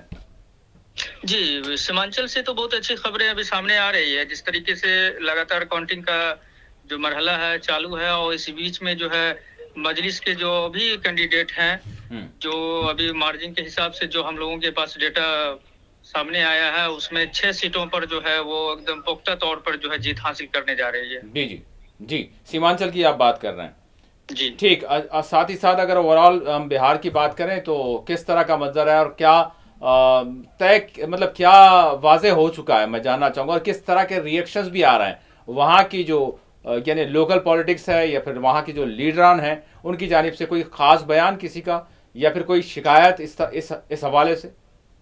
नहीं, किसी तरीके का अब तक किसी ने लीडर ने जो है अपना आरोप नहीं लगाया है कि इस काउंटिंग को लेकर के किसी तरीके का बात, जो जनता का जो भी जनादेश है वो उसको मान रहे हैं कि कहीं न कहीं महागठबंधन के भी नेताओं ने भी अपनी चूक मान रहे हैं कि कहीं न कहीं हम लोगों को भी एक अलायंस करके चुनाव लड़नी चाहिए थी। जैसे कि अभी मजलिस का जिस तरीके से अभी इतने होने के बावजूद भी मजलिस जिस तरीके से मजबूती के साथ इतना लीड बनाई हुई है और जीत रही है, तो कहीं न कहीं लोगों को भी सोचने की जरूरत थी और लोगों ने भी एनालिसिस कर रहे हैं कि इस तरीके से कैसे हो गया जो कि होना नहीं चाहिए था। कहीं न कहीं हम लोगों में खामियां होगी जिस कारण से जो है हम आज यहाँ से हार रहे हैं। ये एक लोकली वहाँ पर जो है एक तासुर पाया जा रहा है। अच्छा, साथ ही साथ मैं जानना चाहूँगा, फिर हम आपसे ज़रूर अपडेट लेंगे, इंतज़ामी मामलात वगैरह किस तरह के चल रहे हैं और क्या कुछ तैयारियां भी नज़र आ रही हैं? हाँ, अभी तो जिस तरीके से एनडीए का जो भी लीड हुआ है उसके जो कार्यकर्ता वगैरह हैं वो अपने खुशी का इजहार कर रहे हैं। हाँ। मिठाई एक दूसरे को खिला रहे हैं। हाँ। और रही बात जिस तरीके से महागठबंधन के भी नेताओं ने भी जिस तरीके से दमखम लगाया था उसके हिसाब से वो कुछ नतीजे सामने नहीं आए। और इसके बाद से जो है वो लोग भी मायूस हैं काफी कि किस तरीके से ये जनादेश आ गया है। कहीं कहीं लोगों के भी सुनने को मिल भी रहते हैं कि जिस तरीके से जो 10,000 रुपए का जो जहां तक सवाल है कि महिलाओं के खाते में पैसे गए, लोगों ने बढ़ चढ़ के उन लोगों को 2 लाख मिलने का भी वादा किया गया कि आपको 10 अब गया है, फिर बाद में आपके 2 लाख तक का हम आपको लोन देंगे। इसको लेके भी कहीं न कहीं महिलाओं के ऊपर भी लोग एक तरीके का जो है एनालिसिस कर रहे हैं कि कहीं न कहीं इस चूक मान रही है। बहुत शुक्रिया। हम आपसे फिर दोबारा जो है राब्ता करेंगे और अपडेट्स आपसे लेंगे। शकील साहब, बात वाज़े ये हो गई है कि अब बस जो आगे बढ़ रहे हैं वो तैयारी भी कर रहे हैं। अब आगे की तैयारी एक तो ये होगी कि जीत का जश्न मनाया जाएगा, लेकिन साथ ही साथ जो सरकारी सतह पर जो वादे अवाम से किए गए हैं उसको कितना मुकम्मल किया जाएगा, और उसके साथ साथ जिस तरह का एजेंडा एक तैयार किया गया था और बताया गया था, शायद उस पर भी कुछ ना कुछ काम होगा। मेरा सवाल ये भी है कि दूसरे मरहले के इंतखाबात से पहले जो शाम में जिस तरह का वाक़या, जिस तरह का धमाका दिल्ली में हुआ, उसको भी लेकर एक जानिब घुसपैठी और दूसरी जानिब दहशतगर्दी, दोनों चीज़ें जो है कोलैबोरेट होंगी, और फिर जब ये मुश्तरक होंगी तो उसके बाद जो पॉलिसियाँ होंगी वो हम क्या देख सकते हैं आने वाले दिनों में सरकार की? देखिए, मैं मतलब जहाँ तक के ये वाक़ा जो हुआ दिल्ली का, उसको लेकर भी मतलब अब ये तो सवाल उठेगा ही जी। अब नेताए जागे हैं, वैसे भी एक ट्रेंड में चल रहा है, वो मामला चल रहा है, पुलिस के रेड्स हो रहे हैं, चलिए अच्छी बात है, वो जो भी हो रही कार्रवाई चल रही है। लेकिन अब ये आने वाले जो भी इंतखाबात रहेंगे उस पर बहुत बड़ा असर पड़ सकता है। मतलब देखिए कि अब ये जो आ गया है यहाँ पर, जहन बन गया है, यहाँ पर जहन को बना दिया गया है कि अब किस तरह से यहाँ पर फर्दर इलेक्शन का ट्रेंड जाएगा। अब वो 2000 जब आम इंतखाबात आएंगे वो तो है, लेकिन दूसरी स्टेट्स की जो बात है, चाहे वो मगरबी बंगाल हो, चाहे वो मगरबी बंगाल हो, वहां तक है। अब तो आज मैं सुन रहा था कि बीजेपी के लीडर कह रहे थे कि अब अगली बारी बंगाल की है। तो यहाँ पर एक है कि यहाँ तो जीती है, फिर अगली बारी बंगाल की है। अब देखना है कि यहाँ पर किस तरह से लोग हैंडल करते हैं, ममता बनर्जी हो या फिर बाद में स्टालिन हो, अखिलेश यादव हो, इनके लिए भी एक बहुत बड़ा अब एहतसाब का वक्त आ गया है। क्योंकि ग्राउंड पर जो हकीकतें नजर आ रही हैं, अवाम की नाराजगी, हम देखते हैं कि ग्राउंड पर अवाम की नाराजगी होती है, लेकिन बैलेट कुछ और कहता है, ईवीएम कुछ और कहती है। तो ये बहुत बड़ा यहाँ पर एक उसको पकड़ने की जरूरत है कि क्या होने वाला है। इश्यूज तो देखिए कि घुसपैठिया का कोई इशू ही नहीं है। घुसपैठिए आपकी हुकूमत है, 2 डबल इंजन की हुकूमत है, इसके बावजूद भी आप घुसपैठियों का रुना रोते हैं, तो ये आपकी जिम्मेदारी है। उससे ना तो कोई अपोजिशन जिम्मेदार है, ना कोई जिम्मेदार है। अगर देखिए कोई हुकूमत में हो तो उनके लिए मराद फराम कर सकता है जो भी घुसपैठिया आ रहा है। जो हुकूमत में नहीं है वो अपने घर में तो नहीं रह सकता। तो ये बड़ा सवाल है कि आप इसको पॉलिटिकल गेन के लिए इस्तेमाल करते हैं। आप देखना है कि बड़ा तो मेरे सामने तो अब ये सवाल सबसे बड़ा है, खुद नाजरीन भी सोच रहे होंगे, नीतीश कुमार क्या खामोश बैठ जाएंगे 2 नंबर पर आने के लिए? क्या नीतीश कुमार तैयार होंगे? शिंदे साहब को महाराष्ट्र में सुशील कुमार, जो भी शिंदे साहब थे, एक नाथ शिंदे को तो बिठा दिया गया कि भाई आप डिप्टी सीएम बन जाइए। वो डिप्टी सीएम बन गए, नाराज रहे, 2 दिन घर में छुप के बैठ गए, लोगों से मिले, फार्म हाउस पे जाकर आराम करे, वो सब तो हो गया। अब ये साहब हमारे नीतीश कुमार क्या करेंगे बताइए? लेकिन देखिए, भाजपा की भी एक अपनी एक पॉलिसी रही है। अगर हम देखें तो हो सकता है बहुत दूर की सोचने वाले हैं, तो ठीक है, नीतीश बाबू अभी तक रहे और भी रहेंगे, देखिए ये हो सकता ठीक है। लेकिन यहाँ पर और फिर दूसरे इस नीतीश कुमार की जो वारिस पार्टी कहूँ मैं या फिर कोई फर्द वाहिद कौन है जो बनेगा? बीजेपी सारा कमान जो है संभालेगी शायद आगे। ललन सिंह है वहां पर नीतीश कुमार के बाद जी, मतलब वहां पर भी पार्टी लीडर्स की कमी नहीं है। नीतीश कुमार फिर से जो है चीफ मिनिस्टर, नीतीश कुमार को बनाया जा सकता है, क्योंकि अब ये जो माहौल बना है उसको लेकर बनाया जा सकता है, क्योंकि बिहार की सियासत में अगर लालू यादव का एक नाम है तो नीतीश कुमार का भी एक नाम है। उनके मौक़िफ़ को चेंज करने का भी एक मतलब एक रिवायत रही है, मतलब वो रही है। अगर नाराज हो गए नीतीश कुमार, अगर नीतीश कुमार सिर्फ बिहार का मामला नहीं है, ये सेंट्रल का भी मामला है, मरकज में भी उनकी तायद है। 240 तो यहाँ पर बीजेपी के है, बाबू साहब की और नीतीश की पार्टी है जो उनको सपोर्ट कर रही है। अगर तो यहाँ हो पर सकता है बिल्कुल चीफ मिनिस्टर फिर वही हाँ, ये दबाव जरूर रहेगा बीजेपी के ऊपर कि भाई इसको सीधा सीधा हम बना ही देते हैं और एक टर्म के लिए। अब वो दूसरा काम जो करना है कर लेंगे, लेकिन बना देते हैं। तो एडवांटेज मेरी नज़र में नीतीश के पास है। अगर नहीं हुआ तो मामला बिगड़ सकता है, ये मेरा ऐसा। आरएलएम लीडर कुशवाहा क्या कह रहे हैं, थोड़ा सा रिएक्शन का हम देखते हैं। तेजस्वी यादव के हवाले से कुछ कह रहे हैं। देखिए, इसके लिए बिहार की महान जनता के प्रति हृदय से आभार। हमारी सरकार ने, चाहे भारत की सरकार हो, आदरणीय प्रधानमंत्री नरेंद्र मोदी जी के नेतृत्व में या बिहार के माननीय मुख्यमंत्री श्री नीतीश कुमार जी के नेतृत्व में बिहार में इतना अच्छा काम हुआ है। जनता के सभी वर्ग के लोगों के लिए, महिलाओं के लिए, नौजवानों के लिए, गरीबों के लिए, किसानों के लिए बिहार की जनता ने उसी के लिए फिर से एक बार आशीर्वाद दिया है और इसी आशीर्वाद का परिणाम है यह जीत। और इस जीत के लिए बिहार की जनता के प्रति हमने बार बार आभार व्यक्त किया है और प्रधानमंत्री जी, मुख्यमंत्री जी और एनडीए घटक दल के जो भी नेता हैं, सब लोगों ने मिलकर एकजुटता के साथ काम किया। इसका यह परिणाम है। आपकी भी पार्टी सर 4 सीटों पर अभी आगे चल रही है सर, 6 सीटों पर क्या करेंगे? देखिए, इस तरह का रुझान आएगा, इस तरह का परिणाम आएगा, यह पहले से हम लोगों को जानकारी थी, क्योंकि लोगों का रुझान देख रहे थे। चुनाव कैंपेन के दौरान हम बीच में भी आप लोगों के सवालों का जवाब देते हुए बोल रहे थे कि 2010 में जिस तरह से विक्ट्री हुई थी एनडीए की, उससे भी, उस रिकॉर्ड को भी हम तोड़ सकते हैं। तो लगभग उसी ओर रुझान दिख रहा है, तो पहले से दिख रहा था। लेकिन विपक्ष स्लो काउंटिंग का आरोप लगा रहा है। इसलिए आप जिस तरीके से कल कह रहे थे कि अधिकारी को डाले स्लो वोटिंग कराएंगे, गढ़ाने लगे। देखिए, बिल्कुल बकवासपूर्ण बात है। अभी भी हम कहना चाहते हैं तेजस्वी यादव जी से, अगर अगले 10-20 साल में भी चाहते हैं कि सत्ता में आए तो उनको अपना पैटर्न बदलना पड़ेगा। उनके और उनके लोगों का जो आचार व्यवहार है, इसमें परिवर्तन लाना पड़ेगा। समाज के दूसरे वर्ग के लोग उनसे कटना चाहते हैं, उनसे बचना चाहते हैं, उनके बर्ताव के कारण, उनके व्यवहार के कारण। अभी इशू क्या था और क्या SIR का इशू लोगों के बीच परोसने लगे, जो कहीं से इशू ही नहीं था। तो जो जमीनी हकीकत है, इससे वाकिफ हो विपक्ष के लोग और भविष्य में राजनीति करें। अभी तो बिहार की जनता ने उनको नकार दिया है और बिहार में खुद ही ऐसा चेहरा इन लोगों ने बना लिया है, बिहार की जनता को नकारना ही था।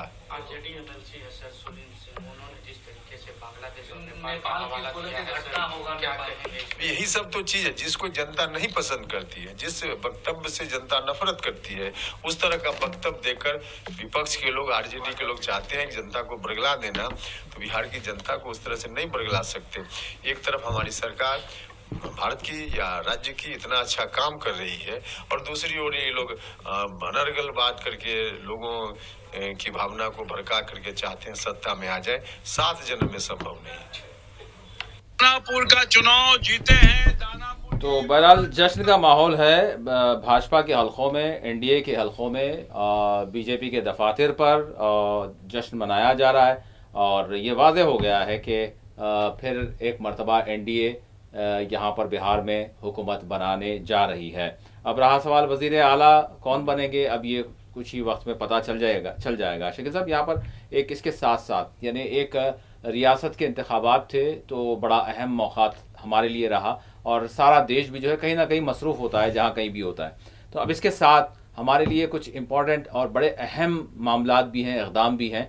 सबसे बड़ी चीज़ यह है कि दहशतगर्दी एक बड़ा चैलेंज है। प्रधानमंत्री इस हवाले से, चाहे वज़ीर दाखिला हो, वज़ीर दिफा हो या फिर वज़ीर आज़म हो, तो क्या इस हवाले से, क्योंकि तहक़ीक़ात बड़ी शिद्दत के साथ चल रही हैं, तो क्या कोई एक बड़ा कदम उठाने के लिए हम आगे बढ़ रहे हैं, ऐसा मालूम हो रहा है? क्योंकि चर्चाएं इंटरनेशनल मीडिया में भी देखिए, बिल्कुल यहाँ पर अगर जब कभी भी किसी जगह पर कोई हमला होता है जी, उस हमले को लेकर सवाल तो खड़े होते हैं कि हुकूमत के ऊपर सवाल खड़े होते हैं जी कि आखिर क्या करेगी हुकूमत, क्या करेगी। हालांकि जिस तरह से वजीर दाखिला के दावे थे कि भाई ऐसे हमले नहीं होंगे, लेकिन इसको संजीदगी से लेने की ज़रूरत है कि हमले आखिर यहाँ पर क्यों हुए, किस तरह का वाक़या हुआ, इसकी तह तक जाने की ज़रूरत है। जी।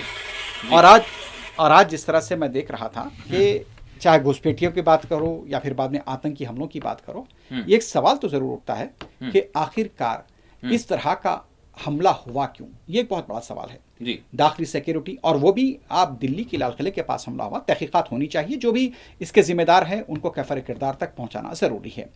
लेकिन इसकी आड़ के अंदर एक नई चीज़ को यहाँ पर लाना कि भाई ये एक एजेंडा बन सकता है, वो मुनासिब नहीं लगेगा। और आज मैं देख रहा था कि सुबह में जब रायशुमारी शुरू हुई थी, काउंटिंग, बिहार में एक पोस्टर भी देखा गया और इसमें कहा गया कि भारत का मतलब नीतीश कुमार। और जब नीतीश कुमार के दफ्तर के पास इस तरह का जुनून देखा जा रहा है तो वो जुनून से अंदाज़ा लग सकता है कि पार्टी कारकुनों में इस वक्त क्या मूड होगा जी। यकीनी तौर पर पार्टी का जो मूड है वो मूड यही कहता होगा कि यहाँ पर वजीर आला नीतीश कुमार को बनना चाहिए। और मैं समझता हूँ कि बीजेपी इस बारे में ज़्यादा सोचेगी नहीं, क्योंकि उसको न सिर्फ डबल इंजन चलाना है यहाँ पर, बल्कि बिहार नहीं बल्कि मरकज़ भी चलाना है। तो ये बात हो सकती है। अब हो सकता है कि आज रात में मामला क्या हो सकता है कि अब वैसे भी अगर हम मिला लिया जाए तो ये जितनी भी पार्टियां हैं, अगर आप इसको भी मिला लें, आरजेडी को भी मिला ले, उनके भी मिला ले, तो शायद मतलब ये समझ में नहीं आता कि अगर नीतीश कुमार वजीर आला नहीं बने, नहीं बनाया गया उनको, तो कुछ लफड़ा, मतलब कुछ ऐसा हो सकता है, इम्कान है। लेकिन मैंने समझता कि वो नौबत आएगी, क्योंकि बीजेपी उनको फिर से बना सकती है, क्योंकि उसे मरकज़ के अंदर भी वहाँ की सियासत भी देखनी है जी। अब ये शकील साहब, अब इसके बाद यानी अब जो है, अब जैसे जैसे वक्त गुजरेगा और सारी चीज़ें सामने आएंगी, तो यानी एनडीए के लिए और फिर साथ ही साथ बीजेपी के लिए बिहार की ये जो जीत है वो क्या मायने रखती है आगे के हवाले से, ये बात जरूर नहीं, यकीनी तौर पर देखिए कि हौसला को अभी भी देख ले तो क्या इसमें कितना मतलब फर्क हो सकता है, कितना पीछे मैं जानना चाहूंगा। नहीं, बिल्कुल हौसला मिलेगा, बीजेपी को हौसला मिलेगा। बहुत बड़ी कामयाबी है बीजेपी के लिए, तकरीबन 90 से ज्यादा सीटों पर बीजेपी यहाँ पर कामयाब हुई है। और पहले तो उनकी सीटें कम थी, लेकिन अब बीजेपी का यहाँ पर एक बहुत बड़ा असर हुआ है। अब एक सवाल यहाँ पर यह उठता है कि क्या बीजेपी बिहार की इलाकाई पार्टियों को खत्म करेगी, यह बहुत बड़ा सवाल है जी जी। बिहार की सियासत में यह सवाल जरूर उठेगा कि क्या बीजेपी बिहार की इलाकाई पार्टियां, जैसे कि जेडीयू हो या फिर आरजेडी हो, जो बिहारी बेस्ड पार्टियां हैं, क्या उसका खात्मा कर देगी, यह बहुत बड़ा सवाल है। अभी भी सवाल ये उठ रहा था यहाँ पर कि भाई यहाँ पर वजीर आजम मोदी अमित शाह साहब को लेकर के इन दोनों का अलग है, गुजरात से इनका ताल्लुक है और उतना असर नहीं है। तो अब देखना है कि यहाँ पर किस तरह की सियासत होती है। शकील साहब, यहाँ पर 14 तारीख के बाद पीएम मोदी का जो प्रेडिक्शन था वो वायरल हो रहा है, थोड़ा सा सुनते हैं उसको। बिल्कुल बिल्कुल। 14 तारीख के बाद आपको मैं कह रहा हूं विजय उत्सव की तैयारी कर। एनडीए की अब तक की सबसे बड़ी विजय इस चुनाव में पक्की है दोस्तों। 14 तारीख के बाद आपको मैं कह रहा हूं विजय उत्सव की तैयारी कर लीजिए। लालटेन वालों ने खेत को सिंचाई के लिए तरसाया और बिहार को अंधेरे में रखा। हमारी सरकार बिजली कारखाने लगा रही है। कुछ महीने पहले ही मुझे नबीनगर कारखाने के अगले चरण का शिलान्यास करने का अवसर मिला था। इससे आपको बिजली भी मिलेगी और नौजवानों को रोजगार भी मिलेगा। साथियों, कांग्रेस और आरजेडी वाले सत्ता के लिए किसी को भी धोखा दे सकते हैं। औरंगाबाद तो इसका सबसे बड़ा साक्षी है। यहां जो कुटुंबा सीट है उस पर क्या हुआ, ये पूरे बिहार ने देखा। कांग्रेस के प्रदेश अध्यक्ष तक को आरजेडी ने अपमानित किया। आरजेडी ने कांग्रेस को सिर्फ वही सीटें दी जहां वो 35-40 साल से नहीं जीत पाई है। आरजेडी ने कांग्रेस की कनपट्टी पर कट्टा रखकर मुख्यमंत्री पद की उम्मीदवारी भी चोरी कर ली। आज भी अनेकों सीटों पर आरजेडी कांग्रेस वाले आमने सामने है। आप मुझे बताइए, जो अपने साथियों को धोखा दे सकते हैं, वो आपके सगे हो सकते हैं क्या? आपका भला कर सकते हैं क्या? ये वादे पूरे कर सकते हैं क्या? साथियों, कांग्रेस और आरजेडी सिर्फ अपमान की, गाली गलौज की राजनीति करते हैं। आपने देखा कांग्रेस के शाही परिवार के नामदार ने छठी मैया की पूजा को ड्रामा कहा। ये लोग तो बहरहाल शगन साहब, बात यहाँ पर यही हुई कि छठ पूजा की भी बात आई, उसके अपमान की भी बात की गई, और इसके साथ साथ अब हम थोड़ा सा हैदराबाद का रुख करेंगे। ज़रूर इस हवाले से भी मेरा सवाल रहेगा। शकील साहब, रिएक्शन शायद यहाँ पर केटीआर साहब का रिएक्शन आया है। मीडिया से बात करते हुए केटीआर ने कहा कि हमने ईमानदारी के साथ इंतखाब लड़ा। उन्होंने अवाम का, वोटर्स का और उसके कारकुनों का शुक्रिया अदा किया, और ये भी कहा कि मागंटी सुनीता ने बहुत ही तजुर्बा नहीं था, इसके बावजूद भी ईमानदारी के साथ इलेक्शन लड़ा। और उन्होंने कहा कि हम जिद्दोजहद करते रहेंगे, हर इलेक्शन में हिस्सा लेंगे, और केसीआर को दोबारा वज़ीर आला बनाने तक हमारी जिद्दोजहद जारी रहेगी। सुन लेते हैं कि यहाँ पर इंतखाब, जैसा कि जुबली हिल्स का इंतखाब बीआरएस हार चुकी है, और केटीआर का रिएक्शन क्या है वो भी सुन लेते हैं। जरूर। మనస్ఫూర్తిగా కృతజ్ఞతలు తెలియజేస్తా ఉన్నాను. ఎన్నో కష్ట నష్టాల కోర్చి ఒకరిద్దరు కాదు, నిజంగా చెప్పాలంటే కొంతమంది తమ తమ వ్యక్తిగతమైన సమస్యలు ఉన్నా కూడా వాటన్నిటినీ పక్కన పెట్టి నిర్విరామంగా పనిచేసినారు. వారందరికీ పేరు పేరున హృదయపూర్వకంగా వినమ్రంగా నమస్సులు, వినమ్రంగా ధన్యవాదాలు. దాదాపు ప్రతి బూత్లో 407 బూత్లు ఉంటే ప్రతి బూత్లో మా జూబ్లీ హిల్స్ స్థానిక నాయకత్వం చాలా అద్భుతంగా కష్టపడ్డారు. వారికి కూడా హృదయపూర్వకంగా నా ధన్యవాదాలు, హృదయపూర్వకంగా వారికి కూడా నమస్కారాలు. శ్రీమతి మాగంటి సునీతా గోపీనాథ్ గారు అభ్యర్థి కొత్తదైనప్పటికీ, వారికి ఇదివరకు రాజకీయ అనుభవం లేకపోయినప్పటికీ వారు కూడా నిజంగా చాలా కష్టపడ్డారు. చాలా పెద్ద ఎత్తున వారు కూడా మరి ప్రజా సమస్యలను, ప్రధానంగా 6 గ్యారంటీల అమలులో ప్రభుత్వ వైఫల్యాన్ని బలంగా ప్రజల్లోకి తీసుకొని పోయాం. 6 గ్యారంటీల విషయంలో ప్రభుత్వం చేసిన మోసాన్ని తీసుకొని పోయాం. హామీల ఎగవేతను బాకీ కార్డుల రూపంలో ప్రధాన చర్చగా చేయగలిగాము. ఇది బీఆర్ఎస్ సాధించిన విజయంగా మేము భావిస్తూ ఉన్నాం. అట్లాగే మేము అనవసరపు అంశాల జోలికి పోలేదు. కులము, మతము వీటి పేరు మీద డైవర్షన్ రాజకీయాలు చేయలేదు. బూతులు అసలు మాట్లాడలేదు. ఆఖరికి ప్రభుత్వంలో ఉన్నవాళ్ళు ఫ్రస్ట్రేట్ అయిపోయి బూతులు మాట్లాడినా మేము మాత్రం బూతులు మాట్లాడలేదు. కేవలం ప్రజా సమస్యల గురించే మాట్లాడాం. చాలా హుందాగా ఈ ఎన్నికల్లో కొట్లాడినామని చెప్పి నేను అనుకుంటా ఉన్నా. అట్లాగే జనాలకు అవసరమైన పాయింట్లు, ప్రజలకు అవసరమైన పాయింట్లను మాత్రమే చర్చకు పెట్టాం. కాంగ్రెస్, బీజేపీ ఎన్ని రకాలుగా మమ్మల్ని కవ్వించే ప్రయత్నం చేసినా సంయమనం కూడా పాటించాం.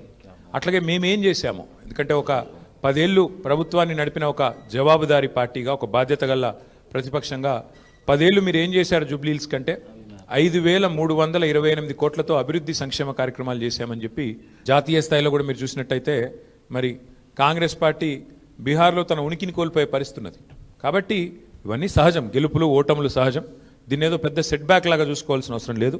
తప్పకుండా మరింత బలంగా వద్దాం, ముందుకు వద్దాం. जिस तरह से जो है रिएक्शन पहला आ गया है, और अखलाकी तौर पर जिस तरह से जो चीज़ कबूल करनी चाहिए, और जो फॉर्मेलिटीज़ होती हैं वो शायद बिल्कुल यहाँ पर भी होंगी, अब वो बिहार में भी होंगी। क्या हैदराबाद के हवाले से? नहीं, देखिए, मैं समझता हूँ कि पॉलिटिक्स भी क्रिकेट की तरह होनी चाहिए। जब अगर क्रिकेट का कोई मैच, अगर कोई कैप्टन हारता है तो यकीनन वो एडमिट भी करता है कि भाई हमने खराब खेला बाज़ जगह पर। उस तरह की, इसलिए तो क्रिकेट को कहते हैं कि भाई जेंटलमैन गेम कहते हैं क्रिकेट को।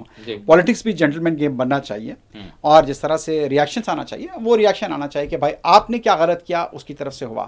खैर वो तो एक अलग मसला है कि ईवीएम के साथ छेड़छाड़, बहुत अलग मसला है वो, उसके पर नहीं। मतलब ये जनरली अगर आपको एहतसाब करना है तो आपको देखना पड़ेगा कि क्या आपसे कहाँ चूक हो गई।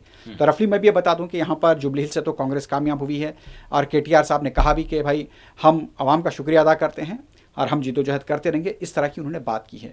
अब बिहार की भी मैं फिर से एक मुख्तसरन बात की कह दूं कि जिस तरह से बिहार में इलेक्शन हुआ है, ताजुब की बात यहाँ पर यह देखने में गई है कि यहाँ पर बीजेपी सबसे बड़ी पार्टी के तौर पर उभरी है। 206 के करीब यहाँ पर एनडीए इत्तेहाद इलेक्शन जीत रहा है। 243 आउट ऑफ 206 अगर जीत रहा है, बहुत बड़ी है। जैसा कि आपने सुना, वज़ीर आज़म ने कहा था कि बहुत तारीखी जीत होगी, वही जीत हो रही है। तैयारी करने के लिए अब वो क्या होगा पता नहीं है। आरजेडी रहेगी पार्टी या फिर बाद में कांग्रेस का बिहार में क्या वजूद रहेगा। सबसे बड़ा सवाल है कि प्रशांत किशोर ने जो दावे किए थे, लिख लिख के दिया था कि उन्होंने वो वजीर आला नहीं बनेगा, ये नहीं बनेगा, हम तो क्या रहेंगे, प्रशांत किशोर पार्टी को डिसॉल्व करेंगे? आरजेडी क्या पार्टी चलेगी?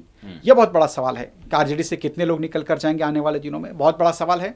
लेकिन नशेब व फराज हर पार्टी के साथ आते हैं, लेकिन पार्टियों का काम है कि सियासी अवाम के बीच में मौजूद रहना और अपने वजूद का एहसास दिलाना, ताकि अवाम के जो मसाइल हैं, अवाम के जो मसाइल हैं, जो प्रॉब्लम्स, जो मुश्किलात हैं, उसका हल हो सके। क्योंकि एक अच्छी अपोजिशन जमहूरियत की एक ताकत होती है। अगर अपोजिशन अगर मजबूत हो तो यकीनी तौर पर वो एक जमहूरियत की ताकत है, तो उसका रोल अदा करना चाहिए। यकीनन जमहूरियत की मजबूती लाजिम है। पार्टियों के नक़ाइस या कमी ज़्यादती इसको जो है पूरा किया जा सकता है, नशे व फराज को जो है दुरुस्त किया जा सकता है, लेकिन जमहूरियत मजबूत रहनी चाहिए। अगर जमहूरी निज़ाम ही अगर डगमगा जाएगा तो फिर समझें फिर क्या उसका हल हो सकता है। हमारे साथ इस वक्त हमारे नुमाइंदे शबनम फैयाज जुड़ चुके हैं, चूँकि जम्मू कश्मीर में भी ज़िमनी इंतखाबात हैं, 2 हल्क़ाजात के, बडगाम और नगरोटा। शबनम, अस्सलाम वालेकुम। वालेकुम अस्सलाम।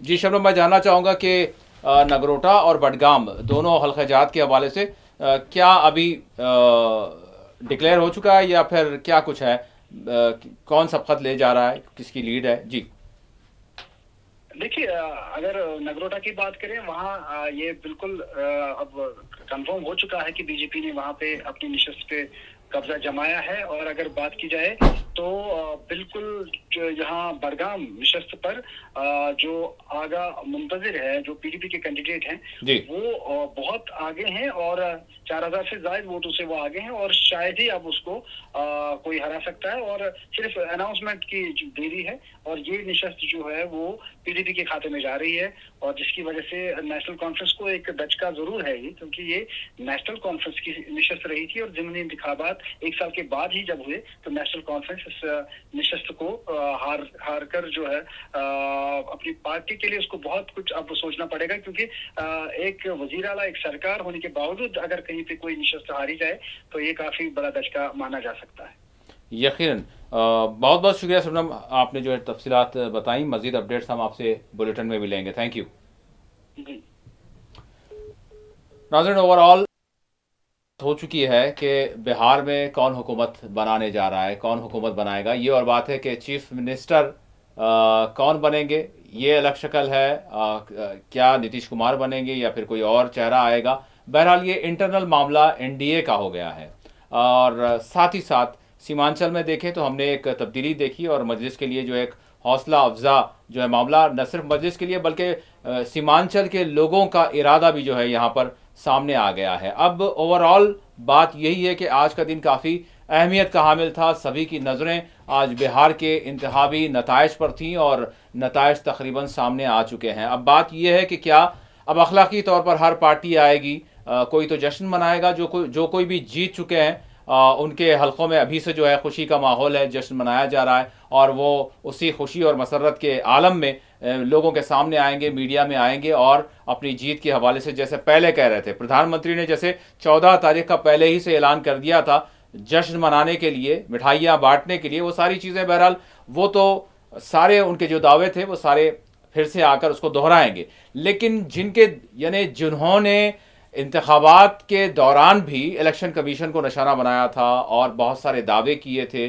और वोट चोरी की बात की थी, और अब भी उन्होंने ये भी कहा था कि बिहार में भी वोट चोरी हो रही है, यानी आखिरी लम्हात तक भी उनका ये मानना था, ये दावा था और बाज़ाब्ता तौर पर वो ये बात कह रहे थे कि हम ऐसे ही बात नहीं कर रहे बल्कि बाज़ाब्ता इलेक्शन कमीशन की जानिब से जो हमें हार्ड कॉपीज़ की शक्ल में जो चीज़ें दी गई हैं, हम उसी की बुनियाद पर सारी बात कर रहे हैं कि कहाँ कहाँ किस तरह से हुआ, कैसे कैसे हुआ, किस तरह की वोट चोरी हुई वगैरह वगैरह। लेकिन बात यहाँ पर यह है कि इतना सब कुछ कहने के बावजूद भी इन्होंने इलेक्शन के प्रोसेस में हिस्सा लिया, इलेक्शन में बाज़ाब्ता तौर पर यानी बाइकाट नहीं किया। अब जवाब ये मिल रहा है बाइकाट इसलिए नहीं किया, मजीद मौका मिल जाएगा, जो कोई इस तरह का काम कर रहे हैं वो इनको फिर स्किप कर देंगे, इनके मकाम पर कोई और आ जाएगा। लेकिन अब सवाल यहाँ पर यह है कि अखलाकी तौर पर जनता के सामने जब आप अब आएंगे तो क्या कहेंगे, क्या वोट चोरी की वजह से, क्या ईवीएम की वजह से, क्या इलेक्शन कमीशन की वजह से आपकी हार हुई है या आप ही में कुछ कमी रह गई थी जिसकी वजह से आपकी हार हुई है। अब यकीनन अपोजिशन को इसका जायजा लेना होगा, बिलखुसूस कांग्रेस को एहतसाब करना होगा कि आपसे गलती कहां हुई है। इसलिए कि जनता कंफ्यूज है, जनता इसलिए कंफ्यूज है कि आपने इलेक्शन से पहले इन्हें बहुत ज्यादा कंफ्यूज कर दिया। अगर आप सच्चे हैं, जो दावे आपने किए थे, तो अब आपका अगला लाहे अमल क्या होगा? क्या वही इल्जामात होंगे या फिर इलेक्शन में आप हिस्सा नहीं लेंगे अगर आप सच्चे हैं? बहरहाल ये सूरत हाल है। जनता भी थोड़ा कंफ्यूज है कि जिसके हवाले से कहा जा रहा था कि वो बुरी तरह से उनका बुरा हाल होगा, लेकिन बुरा हाल नहीं हुआ, बल्कि पहले से बड़ा अच्छा हाल हो गया है। तो अब ये जो इलेक्शन कमीशन की कारकर्दगी पर या फिर उनके फ़राइज़ के हवाले से जितने दावे कर रहे थे, वाकई अगर ये सच्चे हैं तो फिर मज़ीद ये आगे बढ़ेंगे, पीछे नहीं हटेंगे। अब क्या होगा? बात यहाँ पर यही है कि चाहे कोई पार्टी आए जाए, कोई प्रधानमंत्री बने ना बने, कोई चीफ मिनिस्टर बने ना बने, लेकिन जो हमारी जमहूरियत है उसकी जो बुनियादें हैं वो अगर शक और शुबे से दो चार हो जाती हैं तो फिर ये देश के लिए अच्छा नहीं होगा। इसके हवाले से सभी को सोचना होगा। इसी के साथ आज की ये जो ट्रांसमिशन है यही अख्ताम पजीर होती है।